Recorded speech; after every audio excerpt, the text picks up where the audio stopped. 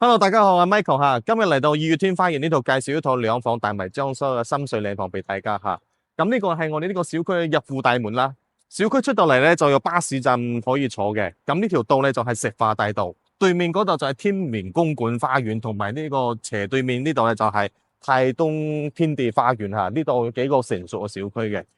咁依家我哋過去巴士站睇下呢個路線先啦。行幾步路已經到咗呢個巴士站啦，我哋先望一望呢個站牌先。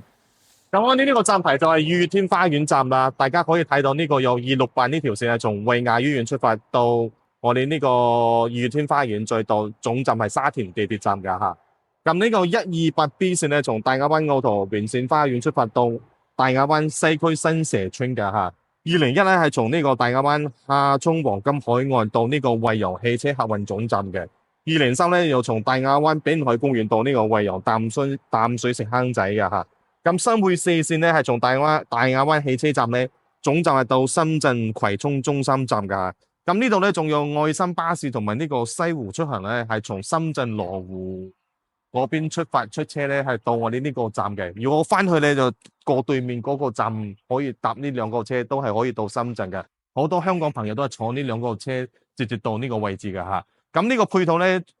前面少少咧，仲有呢個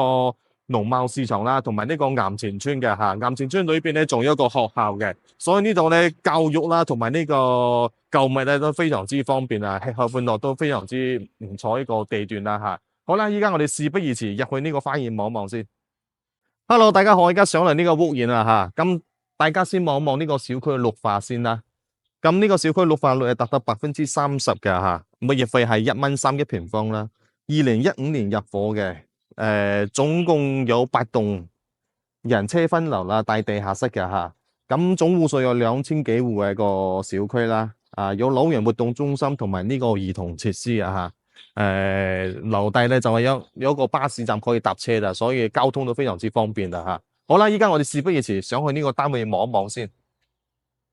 Hello， 大家好，而家上嚟呢個單位啦今日同大家介紹呢度溫馨細兩房帶埋裝修，帶埋呢啲家私家電我哋從呢個入戶大門講起啦。咁呢度咧就係我哋呢個入戶門啦佢係兩道門嚟嘅。第一道咧係一個不鏽鋼呢個防盜門啦，第二道咧就係呢個木門啦安全質地咧做得非常之唔錯嘅。咁我哋入到嚟左邊呢個位置咧就係我哋呢個餐邊位啦，呢度可以坐一個4到5個人位都係足夠嘅咁連住就係呢個廚房，我哋先望望廚房先。廚房嘅位置咧睇落去非常之唔錯因為佢業主將呢個生活陽台打咗出去之後咧，佢呢個空間更加闊綽呢度可以擺一個雙門雪櫃都 OK 嘅，而且呢度係做埋封窗嘅咁呢度咧大家可以望到係7字形呢個設計嘅呢個廚櫃啦上面都做埋呢個廚櫃嘅。咁抽油煙機爐灶都係配齊晒只要打掃一下咧就可以用啦。咁我哋再望望呢個客廳咁客廳咧開間都係3米嘅呢個層高大概都係2米8度啦做咗石膏板同埋呢啲空調啦家具都係配齊晒啦好，我哋今日出到去，我哋望望呢個陽台先。咁呢個陽台因為呢個樓層夠高，所以睇落去呢個景色係非常之唔錯嘅，而且朝南光線採光非常之好嘅。樓間距都唔會逼仄都有50米度嘅一個樓間距啦，可以睇到下低一個綠化嘅好，我哋再望一望裏邊嘅休息區先。咁我哋先望一望呢個洗手間啦。呢個就係我哋嘅洗手間啦，佢呢個係一個乾濕分離個設計啦，做到呢個推拉門嘅浴淋位呢個位置咧都非常之闊綽，唔會逼仄嘅呢度仲有一個窗戶，通風效果非常之好嘅，做咗呢個坐廁咁呢個以白色為主色調啦